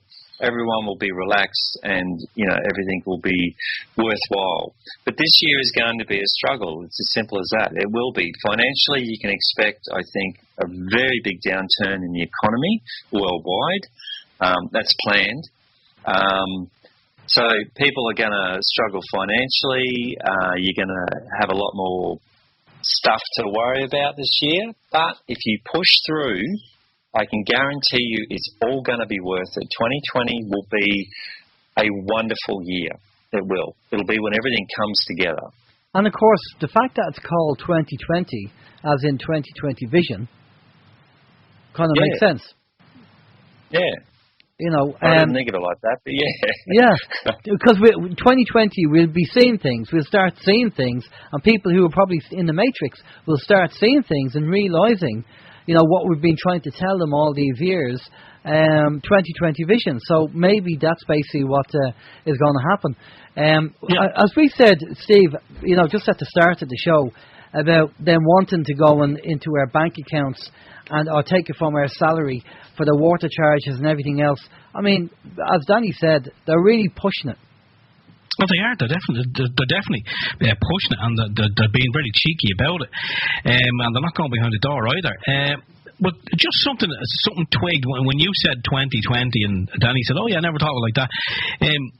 There could be something in that, because do you know, Alan, the way we've been noticing and have been for maybe the past year, possibly 2 years, that every now and again we look at the clock and it'll be 12:12 or 13:13 or 1, 2, 3, 4. Is that, are they the clues? Are we getting the clues? Maybe 2020 is going to be a pivotal point, and maybe we are getting the clues now, and we just don't realise they're clues. Well, possibility? Funny you should say that. I'll pass that off to Danny now, but earlier on when we were talking about solutions, I looked at the time and I had 2020 on it. Wow. So I just thought, we were talking about solutions at 20 past 8, 2020. Wherever we were talking at that time, I think it was solutions or wherever, it was 2020. I went, that's kind of weird. And it wasn't the case I was looking for that time. This thing, Danny, with the time. And I don't go looking for the time. Steve, I know you don't, and people don't. You just say, oh, what time is it? You look at the clock, and it just happens to be 2020, 1919, or whatever. What's your take on this, Danny? I think we talked about this before, but go ahead. Possibly. I mean, I've made videos about it because it's been going on for quite a while, especially since 2012. Essentially, when you see those double numbers, it's like a wake-up call. And for some people, it's even like a DNA upgrade, you know, where their DNA is upgrading to the light body, you know, for ascension. Oh, look, something that I meant to mention before. I'm not bragging, but I wrote a book that I had published last year called An Ascension Guide. 2 people sent me emails of videos they've taken. One of the things I do in that book is I came up with my own meditation for activating a Merkaba, which is like a light body, a ship. And yeah, I've had 2 people send me videos of their activated Merkabas, which I've put onto my YouTube channel. So if anyone's doubting this stuff is real, just go and look at those videos. That's all I'll say. I'm not saying you've got to buy my book. I'm just saying look at the videos, right? This stuff is real. It's out there. And so that's what I'm saying with this 1111 stuff. For a lot of people that are in tune with this, it's not just a wake-up. It's literally a DNA upgrade. That's what it is. And the more you're seeing it, the higher you're starting to resonate at. So, yeah. Okay, well, that's a good idea. We will be getting all your details when we finish up, but what we're going to focus on, we have about 10 minutes left. We want to focus on solutions. What's your solutions, Danny? What do you think we need to be doing? Right, I think it was Steve talking earlier in the program. He was talking about petitions, online petitions. I totally 100% agree with him. When you sign an online petition, you're basically saying, I don't want to participate. That's really what you're saying, right? Because you're virtue signalling. You're just doing that rather than getting out in the streets. Now, the other thing is, too, that I point out in one of my books is that in the 1960s, there was a rally or a protest in Washington, D.C., where over 3 million people showed up to protest against the Vietnam War. 3 million people. And guess what? The Vietnam War went on for another 5 years, right? Protesting doesn't change anything. Signing petitions doesn't change anything. What we have to do is unite. We have to unite with each other. You have to go and introduce yourself to your neighbours. You have to share this information with your neighbours, with the people down the street, in the local shops and things like that. One of the things I do is I burn DVDs of documentaries that I think are exceptional, and I burn them to DVD, and I leave them in laundromats. I hand them out at shopping centres just as I'm walking through. I'll see someone sitting on a bench. I'll say, oh, are you aware of 5G? Oh, yeah, sort of. Hey, have a look at this, you know. This will blow your mind away. And I just keep walking. I think it's all about sharing information, physically sharing information, if possible. I know it's not always possible. Sometimes, you know, putting stuff online is good. But the whole online thing, I think, has taken people away from personal communication. We've lost our ability to interact with each other. If you go to a party or a nightclub, everyone's staring at their phone, right? No one's talking to each other anymore. No one's interacting with each other anymore. We've got to get back to that. We've got to break the illusion, basically, this illusion that everyone's in like a trance. And that's what I think the solution is get back to unity consciousness, you know, creating local little, you know, farms, or, you know, where you grow your veggies in the vacant block and all that sort of stuff. There's 100 different things you can do. But I really, really honestly believe that we have to get back to community thinking and unity thinking, as in physically interact with people. I think that's the solution. Yeah, okay. No, I totally agree with you, Danny. We need to be aware. I totally need to be aware of energies and what's going on. there's a lot of positive changes out there. As you say, we are going through the Bird Canal, and this year is going to be another backbreaker for a lot of people. Can we survive? Can we get through the year with everything that's going on? We are not a fan of petitions, and after doing the major protest in Ireland of 120,000 about water charges, and we said, no, we don't want water charges, they just, the government just ignored the people, and they want to bring them in, and now they want to take the money from the people's salary, because people were saying, well, no, we're not going to pay it. So they're going to go through revenue and the tax office to go and take the money. It's just unreal, and this is how desperate they are. And it's just funny that the government solution is always, I tell you what, let's take more money off the people. That's their solution. It's always their solution. Get more money off the people. Where's all this money going to that we're giving them already? That's what we have to be asking, and asking the government. But try to wake people up, trying to get people together under one banner without any personal agendas or without any party agendas. It's just impossible. It really is impossible. There's too much infighting, too many people with grievances, too many people with difference of opinion. It's just, I don't know whether we're going to be able to do it. We can do it. No, we can. And if they're trying to take money out of your account, close your account, open up a PayPal account, ask your boss, get all the people in the office to petition the boss to say, can you put our pay into a PayPal account or similar sort of thing, because they can't get at that. Right? That's the one good thing about PayPal and those sort of payment systems that are online. But yeah, look, they're trying to keep you poor. It's as simple as that. And where does the money go? Well, why do you think a minister goes in? Starts as a minister, and he's got a simple house and a small car, and then 5 years he comes out of office and he's got a BMW and a mansion somewhere and a yacht. That's where the money goes, right? But yeah, we just got to start fighting back, and non-compliance is one of my favourite things. Just don't comply with them. I'm not talking about violence or anything like that, but I'm just saying don't comply with them. That's the illusion they put over us, where they've tricked us into believing that they're the authority, that we must obey them. Yeah. That's an illusion, trust me. Yeah, well, it's all based on consent, isn't it? At the end of the day, that's what it's all based on. And we have to say we do not consent. Now, the problem is that they have their own private police force. And this is you say I don't consent, and they go, well, you will. Yeah. And that's the problem. Yeah, but if what happens? Okay, what happens if 1,000 people? Do they have enough cops? Is what I'm trying to say. And at some point, we have to wake the police up. We have to say, you guys are the same as us. You're in the same basket. You might think you've got it over us, but you don't, because when this totalitarian system comes in, you guys are going to be just the same as us. Right?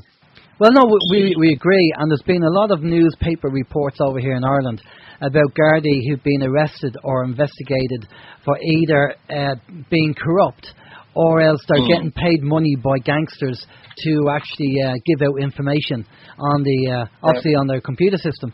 So, and this is what you're dealing with. And a request was put into the police over here saying how many members of the Gardaí, which is what we call them over here, the Gardaí, how many members of the Gardaí actually have a criminal record. They won't give out that information. Yeah.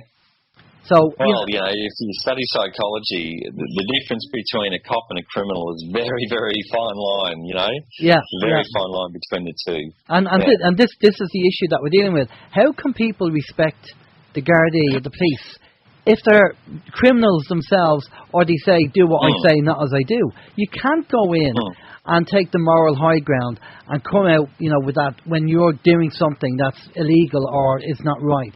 You should be leading by example, and this is what they miss. And this is what they do. And we've had a number of issues over here. We've a number of people in jail at the moment because they stood up to the system. And this is what's happening. So trying to get 1,000 people together, or a few thousand people together to say, no, that's enough. We've had, I don't know. Will it happen in 2019? I don't know. We'll have to see. We've got a couple of minutes left. Steve, do you want to add anything? I do. I just want to. Normally we run out of time for questions, as I'm sure we have as well. But just based on what you said there, Danny, in relation to close the bank accounts and go with PayPal. In my understanding, does your PayPal account not have to be linked to a card, a bank card, or an ATM card, or a credit card? And also, this will kind of tie into a question that Moon Girl had. What's your views on the likes of the cryptocurrencies and gold and silver? Well, first of all, no. As far as I know, you don't have to link to a bank account on PayPal. I'm pretty sure you don't have to. As far as cryptocurrencies go, don't even go there, right? What happens if we have a global, not even global, but electricity short? There's a solar flare, it takes out the electrical grid. Where's all your cryptocurrency? It's gone. It's vaporised in the thin air, right? Totally. So you just, it's a fool's game. Yeah. I'm a big believer in gold and silver. There's a lot of rumours going on at the moment that silver could be worth more than gold soon. And I know that sounds amazing, but when you understand the story behind it, it makes sense. But, at the end of the day, I actually say store food, store things that you can trade, because you can't eat gold. But, in times, if the shit hit the fan, so to speak, things like women's sanitary products, coffee, even alcohol, cigarettes, tobacco, that's worth more than gold, right, when the system goes down. So I focus on those sorts of things. I can't afford to buy gold, but what I can afford to buy is tins of coffee, and things like that, and that's what I do. Yeah. So that's my currency for the future. Okay, we'll have to finish you up there, Danny. Thanks a lot for coming on, and we totally agree with you. The cryptocurrency, again, that's a scam. Not in a way that, if the system goes down, but we've been told that the deep state is actually involved in that money. They can close down the exchanges and take the money, and then you're stuffed. And people's bitcoins and stuff like that have been stolen. So the rule of thumb is, if you don't have it in your hand, you don't have it. Simple as that. Yeah. Right, Danny. Is that not to say, do you know what, we could do another show, but PayPal is digital, isn't it? Well, PayPal is digital, but the thing is, at the end of the day, you want to make sure that you can get the money out of PayPal. That's another show in itself. I'll talk to you after we let Danny go about what I found out about PayPal, and let you know. But because we have to let Danny go. But Danny, thanks a lot for coming on. Much appreciated. Steve's going to get all your contact details and your bits and pieces where people can find you. Yeah, great. So Thank you very much. Danny, it's been absolutely fantastic, and I know, as Alan said at the beginning of the show, I think it was near 5 o'clock when we started, so it's obviously near 7 o'clock your time there local. So I don't know if you're heading off to work, going back to bed, or going to have a nice cup of coffee and some breakfast. But it's been really appreciative. We really appreciate having you on. Great information as usual. We do have a link to your website, DannySearle.com, which we have posted up on on both of the sites there. The links to the books are also on there if people are interested in picking up a copy, and maybe after this interview they might support you and buy a copy of the book. And you've loads of information on the site there to whet people's appetites. And so just, any other links that you want to throw out there, Danny? Microphone over to you. No, that's basically it. And my YouTube channel, which is called Path to Ascension, there is over about 115 or so videos that, and I've sorted them all out into playlists to make it easy for people to find them. That's all free. You don't have to pay for those, right? So all the information's there. Brilliant stuff. All right, Danny, just stay with us there for a minute. We're just going to go off to a musical break, and we'll be back after this. This is Open Your Mind Radio on OYMradio.com and peoplesinternetradio.com. Okay, we're back, and that was Danny Searle. Great information from Danny, I have to say. It's always good to have him on the show. Loads of things going on, loads of things to talk about, loads of things to think about on what's going on. And, good information there. But we can have a quick talk about PayPal, Steve, if you want to touch base on that. Yeah, it'd be interesting because, I always assumed that in order to use a PayPal account that you had to have it kind of had to be linked to a dedicated bank card / bank account. Now, I know on PIR, on PIR, Ray is saying all they'll do is make it illegal to use anything but a PAYE system. So, yeah, interested in just kind of discussing it, because if we could all kind of close down our bank accounts, that'll be a start, wouldn't it? Well, I've already tried this with PayPal. I've tried to see if I could transfer money to a credit union instead of the bank, because I don't want to deal with the bank anymore, really. I want to get away from the bank. The credit union thing didn't work out. It's the way the credit union banking system is actually set up, so that didn't work. And then I thought, well, maybe you could actually, use PayPal and send it to a credit card to pay off your credit card debt or whatever, doing it that way. And you can't do that. You can add credit cards, okay, to PayPal if you want to use them to debit them to buy things via PayPal, but you can't actually make a payment to a credit card. So it seems to be with PayPal at this moment in time that the only thing you can do to transfer the money is to either set up a bank account and transfer it to the bank account, or maybe there's something else that you can do where you can transfer it to another system online, which then you can transfer it to a credit card. I don't know. Answers on a postcard. If anybody knows how to do it or what to do, by all means, give us a shout and let us know. Because I've had a look and doesn't seem to be any way to do it. I have spoken to PayPal and spoke to them about it. And they said, no, there's no way you can do it. Now, there is I think there's a PayPal card or something that you can get. But it's only for certain people. You can only get it for certain people. And I'm not too sure. I did look into it. But, yeah, if anybody has any ideas about it, then let us know, because there must be a way. This is the problem. They have the system tied up. You seem to, no matter what you do, you have to go and use the bank account, and that's what the banks want. And you just don't want to deal with the banks. People don't want to deal with the banks anymore because we know what they're like.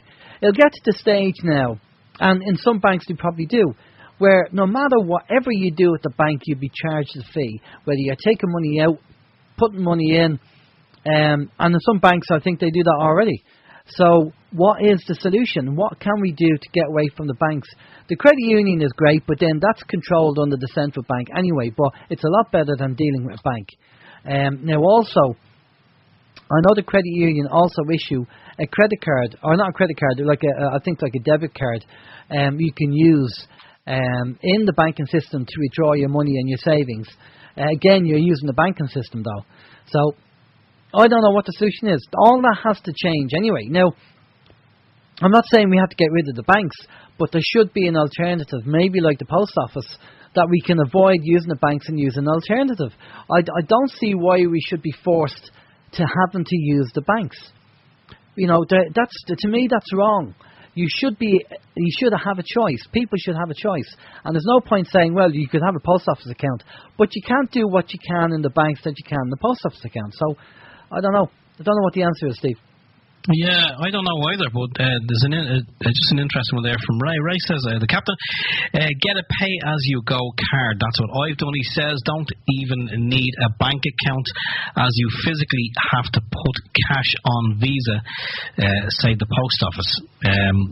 Well, any information, if anyone has any information on a workable solution that obviously that people can do, then, the more people that are doing it, the better. But then again, like everything else, the more people that are doing it, the government will obviously cotton on and they will change the rules. Well, if things change this year for the better, maybe that will all stop anyway with the banks.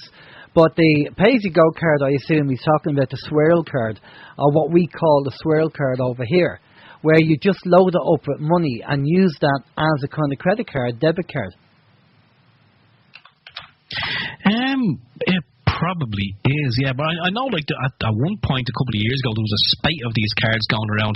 They had all different names, and I can't remember half of them. But yeah, they were all kind of you top it up. But then a lot of the cards that you get nowadays, you can top them up. The likes of the I think it's the one for all card. Some people get them off the boss at Christmas time as a gift because I think it's they're tax deductible or whatever way it works. But from what I can remember seeing, I think I did see in the kind of the T's and C's of these one for all cards that you can actually use it as the credit card, and after you've kind of ran out of money on it, you can top it up yourself. Now, I could be wrong. If anyone has more information, again, let us know, because that'll be interesting as well. If you could just kind of top that up and use it, pay as you go, I suppose. I suppose that if you contacted the likes of people like the Searle card and said, look guys, I want to transfer my PayPal balance to your card, but PayPal won't let me do it. So can you please contact PayPal and set up a system with them so we can do it? I don't want to use my bank account. I want to close down my bank account and see what they say, and just deal with, say, PayPal as a transaction service for people paying money, and just put wherever the PayPal fee is, include that in the cost of whatever you're doing, so you're covered for that. I mean, there's no reason why you can't do that. Now, I'm not saying PayPal are not deep state or part of the deep state. Maybe they are, but it's one way something to consider if you want to stay away from the banks, or reduce the fact that you're using the banks, reduce the use of the banks. But so there you go. So on the show next week, again, we have another return guest. We got great feedback from, we had Gerald O'Donnell on just before Christmas, and we had fantastic feedback from Gerald's show also. So we asked Gerald, would he come back on and join us and have a chat with us, and he agreed to do that. So we said, fantastic. So we booked him in for next week, so we'll have Gerald on for next week. Now, there's a couple of gremlins still going on with our setup. I know people said the stream sounds fine tonight and we're not breaking up, which is good. But just another couple of issues with the software which we're monitoring tonight. So we're going to check after the show if any changes, the changes that we did, whether they worked. But we did have a system failure tonight on our backup recorder for some reason. So again, what I've noticed, and a lot of people are reporting this, Steve, and it's amazing, and we've said it on the show before, technology seems to be breaking down. More and more people are having major issues with technology. And I don't know whether it's the change of frequencies or what's going on, but there's something going on, and just people are complaining. I'm seeing it more and more on the internet. People saying they're just having problems with technology for whatever reason, and there's no explanation for it. Very strange.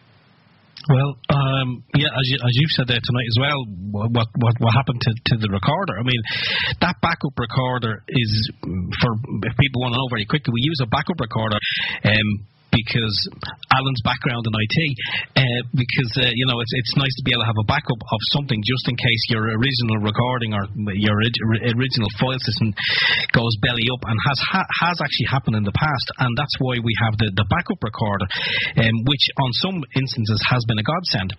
Like the technology that we use for the stream, that has been given a lot of trouble there recently as well, with chunks missing out of recordings, so we've had to rely on the backup. And it's just unfortunate tonight the backup has caused problems, but knowing the way things have happened from the time we started the show, I've been recording as well, so fingers crossed. There'll be a podcast somehow anyway. We'll sort it out either way. Okay, for myself, Alan James, we've reached that time. Take it easy. Thanks for tuning in. Thanks for being in the chat, folks. It's really great to see you there, and people on PIR as well. Thanks a lot, and we'll see you next week. So myself, take it easy. If you have any I get it right. If you have any information, give us a shout. Let us know. Send it to us on email, info@oymradio.com. Take care. Bye-bye. Okay, I'll just say very quickly, Sherry's up next on People's Internet Radio. To everyone who joined us in both of the chat rooms this evening, you're a lovely bunch of people, both of you in both of the chat rooms, and we'll catch you all again next week. Take care. Take care.